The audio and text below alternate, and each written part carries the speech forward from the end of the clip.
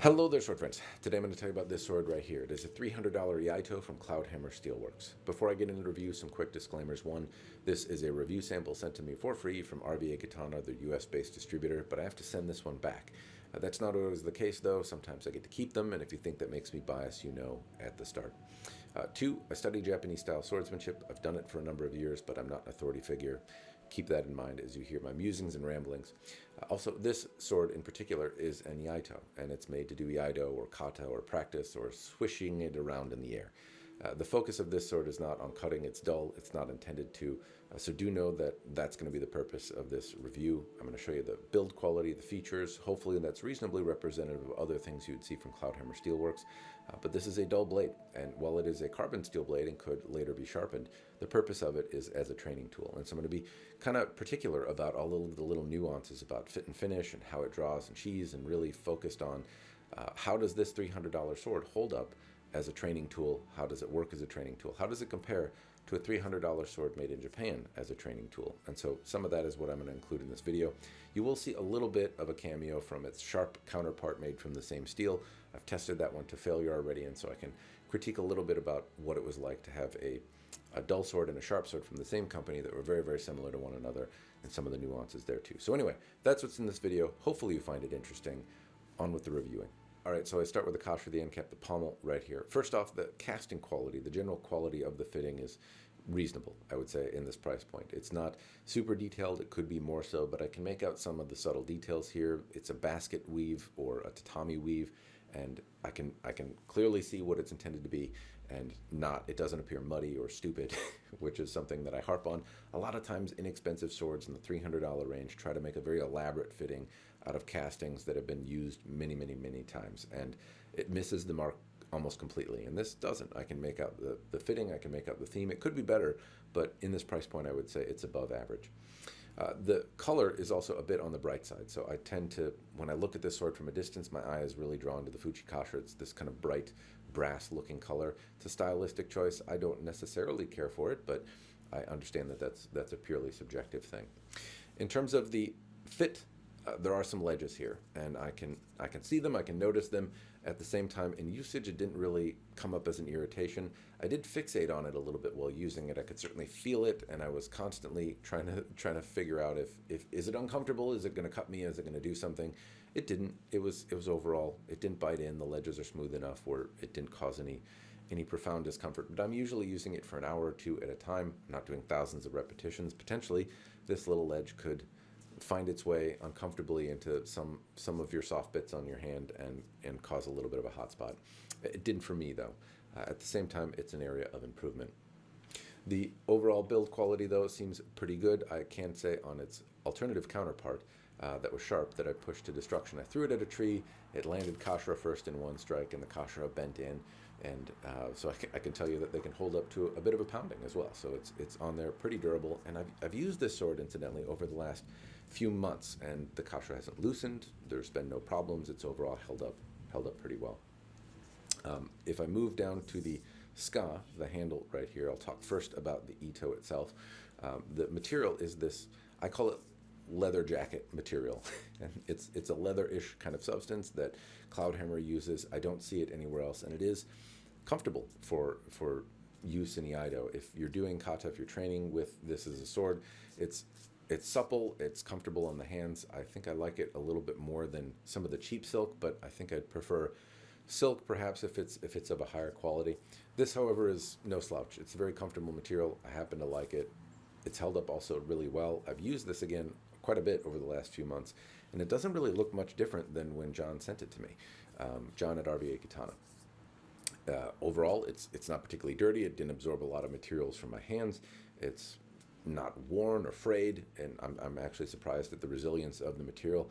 Not that I've really beat it into the ground or trained with it for hours and hours every day, but I've used it once a week over the last few months. I've had it for a couple seasons now, and the material has overall held up really well in a way that I find kind of surprising. So it's probably not infinite. It will likely degrade over time, but so far it's held up better than a lot of other materials. if I move on from the material itself and just how is it fixed, well, the Iaito itself is serviceably tight. It hasn't moved around. I can displace some of the knots a little bit. Could it be tighter? Yes, but it is sufficiently tight, and it hasn't displaced or moved since I've gotten it. And again, that's a good thing. It's gone through changes in humidity and changes in temperature. It was, I don't know, over 100 degrees in the summer when I was training with it, and it's well into the negatives right now, and I've gone outside with it a few times. So it's held up well. The diamonds do wander a little bit. I would call this, again, above average for the $300 price point. But if I do compare it to some of the Japanese counterparts, it's wanders quite a bit more than I would say is ideal. There are Saki-haba panels underneath here that I can make out. I don't make out the lines, so I'm not sure if they have Hichigami. I don't believe they do, but I don't make the panels out, so I believe they must be recessed into the ska because I don't see giant panel lines on here. So that aesthetically is a nice thing. The knots are also pretty tight on here. The minuki on the handle are the same bright black or bright brass color. There we go. At the same time, they don't draw my eye the same way the Fuchikashira do. They're kind of hidden a little bit under and masked by the white of the Iaito. There's one Makugi peg in here. It appears to be a bamboo peg, but the bamboo peg has some chamfered edges. I like that Cloudhammer makes some attempt at making the Makugi nice. That's sometimes it just seems like it's a chopstick that's shoved in there and then broken off. So this is at least dolled up a little bit. Shape as well has been comfortable. It's a little bit on the larger side, but at the same time not uncomfortably so. I found it to be very comfortable in my hands. I have notable sausage fingers and whatnot, but at the same time I found this to be an overall comfortable size and comfortable shape. It has some slight taper and swelling in it, and again, for a sword in this price point, I think it's totally acceptable. Moving up to the Fuchi up here, there are some ledges, even more notable ones. Again, I would say same note with the Kashira, that it wasn't a discomfort. I didn't notice it biting into my fingers. I can feel it. It's an opportunity for improvement, but not something that caused me any distress in usage.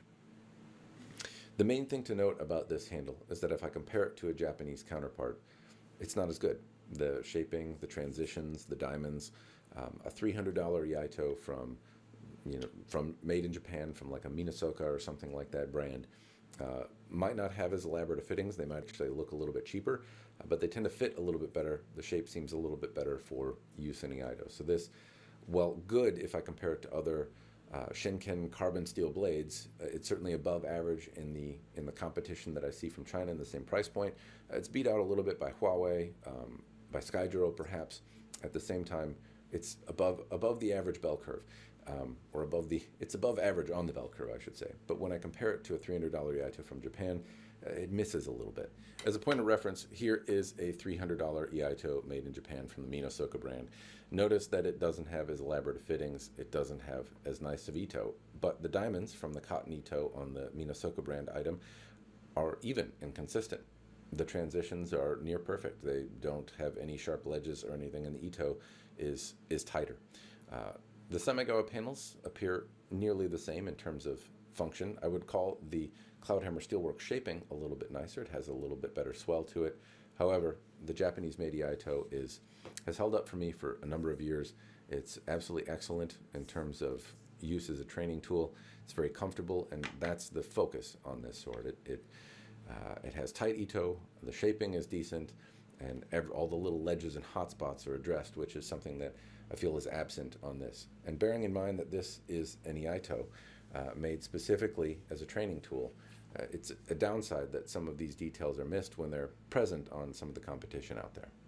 Moving up to the tsuba, this piece, I'm not sure stylistically what it's called, but I can tell you it's a little bit cheese gratery on my hands. There's no particularly sharp ledges, and I didn't bleed at all while I was using this sword, but if I really choke up on the grip and move it around, I can feel it kind of poking into me a little bit. I kept my hands a little further down while I was using it, probably whacked my knuckles into it a few times without any distress. At the same time, it's not the best choice for an Iaito in my mind, and some of the ledges here could be chamfered a little bit more. If it's specifically made to do thousands of reps, I don't want my hand to be graded. Alternatively, though, there was a Musashi tsuba on the sharp version that was sent to me, and it was, I think, a superior tsuba for Iaito, and I would also note that it held up well. Again, the tsuba may have encountered a tree rather aggressively, and it bent. And that was actually very reassuring, because if an errant sword strike were to come down, the tsuba would function as intended, and it didn't break or shatter. It bent, and it took a lot of force to do it. So I think the Musashi tsuba, in my mind, would be a better choice. This one, though, is reasonably elegant. It looks okay. I'm guessing it's going to hold up all right, but stylistically, it has a few things for the nubbins of my fingers to get caught on, and I'd rather avoid it. Apart from that, it's got what looks like a black paint. I don't know if these are patinated or blued or something like that. It looks like it has some sort of coating on it. I could be off on that, and it lines up, it's tight, all of the function and fit as well. I do also like, incidentally, that the choice here is a simple kind of tsukashi cutout theme tsuba. Very often, very elaborate fittings are chosen, and often I think they miss the mark. This simple cutout is close to a traditional tsuba. It looks elegant, it's reasonably light, and it does all the things that you need it to do. And while I might critique the shape, I do think the simplicity on the design here is a good choice. Now I'll talk about the scabbard. This is an Ishime scabbard, and it has, basically it's like a stone kind of finish to it. Stone finish, it's like a stone kind of finish to it. It's a satin black with little speckles of gloss black. As a training tool, this is nice because they don't show fingerprints particularly well. So if you're handling your sword and drawing and sheathing it a lot, you don't have to wipe it down at the end. It masks those fingerprints and usage quite a bit. Also, if you ding it, if you bang it on the floor, if you dent it, the Ishime pattern, you can kind of touch up with a Sharpie a little bit easier than you can some of the gloss patterns. So it's a pretty resilient thing in a $300 sword. You know, while I've seen it a lot of times and it doesn't stand out a lot in a crowd, it doesn't need to. It's meant as a training tool, and this is something that is easy to take care of, easy to repair, easy to put in your bag and then take out and go. I happen to like the choice here. The Sageo was long. I study Toyama Ryu as one of the styles that I study, and this was long enough. Oftentimes they can be a little bit short. The other style that I study is Katori. This wags around a little bit on the floor, but I don't mind it so much. It can be too long or too short depending on what style you study. At the same time, you can shorten it, but you can't necessarily make it longer.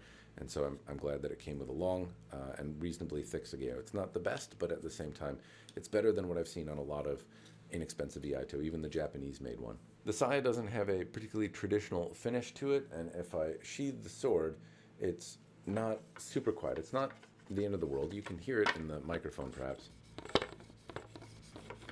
It's a little bit raspy, and on top of that, if I kind of let the sword fall in, initially, one side of the habaki would bang on the koiguchi area, and it reduced over time as I banged it in there repeatedly. It wore the surface down, and now it draws and sheathes a little bit more, but it still kind of clips the habaki on the way in.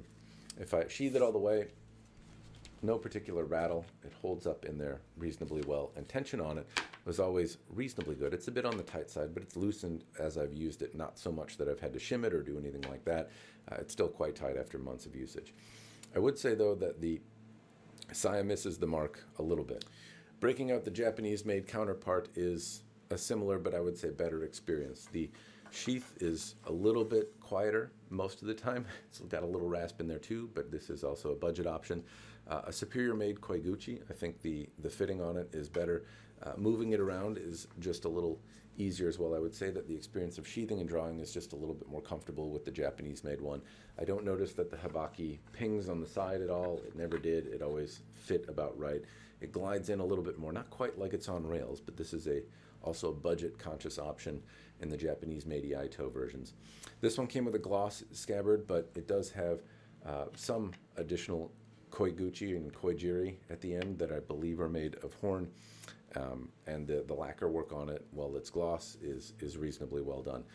It's just a little bit superior in terms of drawing and sheathing, but that's what you're doing with it all day long.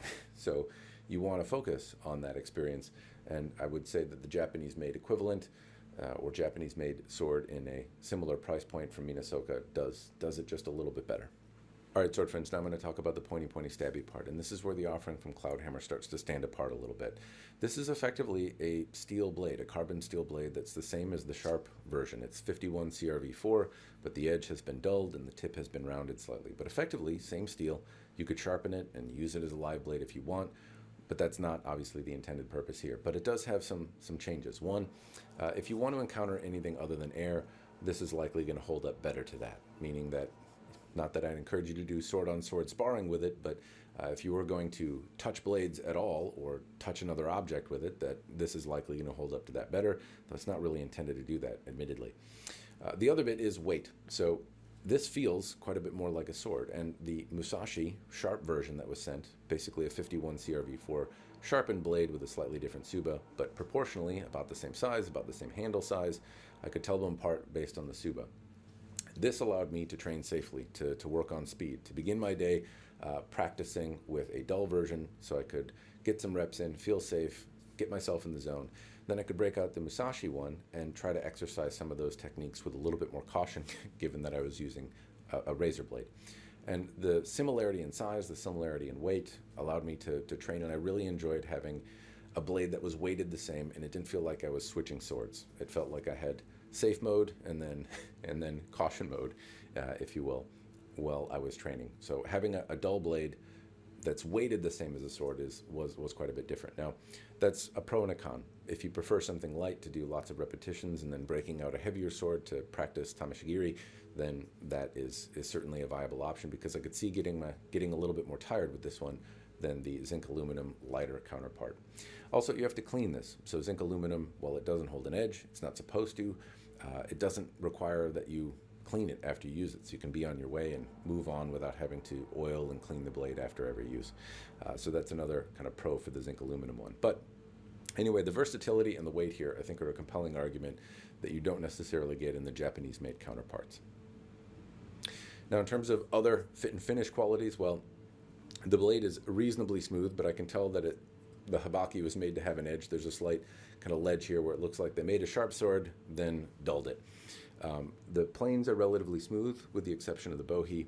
And as I move it, it's not super loud as a training tool. That's one thing that I think could be aided if the tip were slightly bolstered. Often that kind of swollen tip area lets it whistle a little bit more, and I find that to be ideal if the sword is loud, because that makes it easier for me to tell if I'm doing the techniques right, and I don't always hear so well. Other than that, it has a nice taper to it. It shows it has, it starts thick and thins out. It has a nice profile to it. It's not too long or too short or too heavy. Overall, it's at 2 pounds 9 ounces, or 2 pounds 2 ounces. It's in the description down below. It's not a particularly heavy sword, but it feels substantial in the cut. It does still require some control, which is not something that I typically see in modern-made Iaito from Japan, at least on the budget side of things. Breaking out the Japanese-made equivalent, you can see that it has, well, it's zinc aluminum, and it's basically a sanded-on hamon. The Kasaki is sanded a slightly different direction, but it's got more attention to detail in the yokote and the sanding than the Cloudhammer version does. Planes are smooth, even in the bohi. There's very, very little rippling here. But the most important note is that this is much lighter. It's very easy to move around. The point of balance is quite a bit lower. It's a more nimble, agile sword. Sometimes that can be a crutch. Sometimes it's the thing people want to train with. Sometimes it's not. I myself do value that on a long day training. I prefer a Japanese-made Iaito if I'm going to do a seminar, if I'm going to be doing a lot, if I'm very tired, or if my elbow hurts. Then using a lighter blade allows me to train without exerting myself too much. Also, it's just louder. It allows me as well to figure out where my power is, so I can hear if the tip swishy sound is happening above me, in front of me, below me. I can kind of practice with that a little bit and actually hear what I'm doing and if I'm doing my technique correctly. So those are nuances that I can do with the Japanese-made equivalent, not just because it's lighter, but because it's louder in the way it presents that swishy sound. Now, typically I have a whole section about using the sword and what that's like, but I've dabbled that throughout the course of this review that I don't think harping on it is particularly necessary. What I can tell you is that it was a comfortable training tool, that in totality I would say just this as an Iaito, disregarding some of the other features, it was fun to train with, it was acceptable, it held up well, it's done all the things well. There's opportunity for improvement, but I've talked about those, and just as it is, it's a fair tool to use, and I enjoyed using it. But what stands out in my mind is one of the coolest experiences using this sword was when I matched it with the sharp version that it came with that was very similar. Now, if I'm in the weeds, there were subtle differences between the sharp and the dull one, but basically they felt like very similar swords. And in contrast, when I typically go to the dojo and cut something, or if I'm practicing EI and then go out and cut, I use a lighter sword or a heavier sword, and then the sword I pick up next is different. And it feels like I have to adjust to that sword. Maybe it's not a big deal, but in the back of my brain, I have to think about it moves and think about my control differently. And it's a different sword that I have to adjust to. And this, I didn't have to do that. I could use this sword, practice things slowly, practice things safely, work on my technique, do some speed drills and things like that I wouldn't be comfortable doing with a sharp sword. And then I could break out the sharp, and it just felt like I was using the same sword, and I didn't have to adjust, and I could kind of use the same muscle, the same memory that I had been training with the hours before. And that was an awesome experience. I really, really enjoyed that. It's not something that I've gotten a chance to do before, and it was much appreciated that I got to experience here. So if you're going to get one, this as a training tool is not bad. I would argue that the Japanese-made one for just drawing and sheathing was maybe a more comfortable experience, but the versatility that's offered here and the fact that it's weighted like a sword, I think is going to be at least an interesting thing for most people on its face as a training tool alone. But when you pair it with a sharp one that's made to the same proportions, I think you get a really awesome training experience that, well, it isn't something to ignore. That was awesome. So yes, using it is good, but also that was just a really cool and spectacular feeling that I haven't had before. There's always some jarring thing about adjusting to the next sword when I go and cut with it when transitioning from warming up with an Iaito, and not having that was different, and I liked it. I liked the way it felt. So that brings me to the part, do I personally think it's worth it or not? Well, yes, for all the aforementioned reasons that I just talked about using it, yes, I think it's cool. I think on its own it's cool, but if you pair it with another sword, I think it's cooler and something that is worth doing too. At the same time, I will note that if you are a student who's never going to do tamashigiri, you're not interested in bottle cutting, you're just practicing EI, this having the weight of a sword is really the compelling option. Sharpening it, all that kind of stuff isn't going to do anything for you.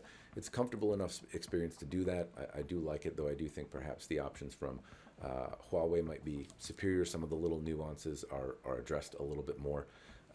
But still, I think this is worthy of consideration, but doesn't hold up as well as the Japanese-made equivalent, honestly. And if I'm thinking about just doing the technique, just learning, not having to worry about weight, I'm never going to want to cut anything. I just want to do EI.